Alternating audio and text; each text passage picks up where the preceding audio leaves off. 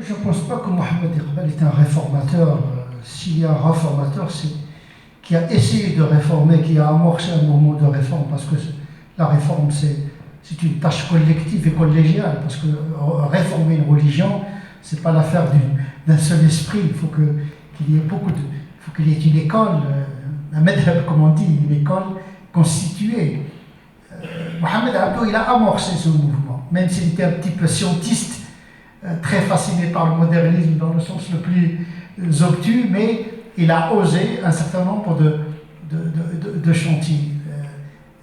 Je pense que la réforme doit intégrer la théologie de la réalité, c'est-à-dire à partir de la réalité contemporaine qu'on doit lire les textes.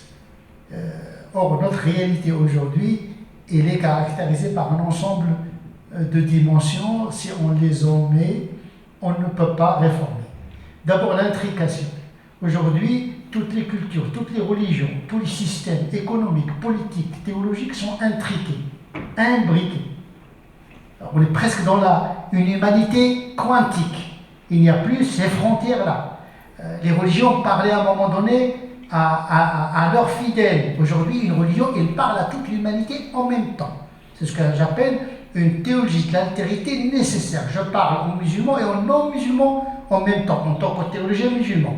Le juif doit faire la même chose. Le catholique doit faire la même chose.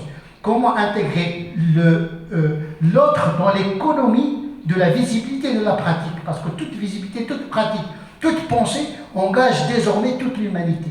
On est dans une situation où le sort de l'humanité est imbriqué économiquement, artistiquement, culturellement. Donc cette disposition épistémologique de la réalité imbriquée doit être à la source d'une théorie herméneutique des textes. D'abord, les premiers souffrants, ce sont les croyants eux-mêmes, parce qu'ils sont mal installés dans le monde. On ne leur donne pas une théologie qui leur permet d'habiter en phase avec leur monde.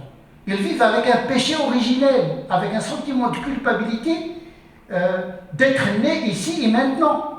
C'est-à-dire, on donne l'impression aux croyants qu'ils sont nés pas à la bonne époque, pas à la bonne géographie.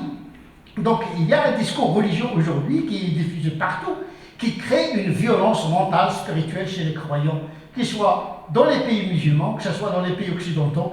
Je pense qu'il faut changer radicalement, et pour le coup, la radicalité est quelque chose de très positif. Il faut changer radicalement de théologie comme discours sur Dieu et l'homme, et radicalement l'épistémologie de la charia, c'est-à-dire le système normatif.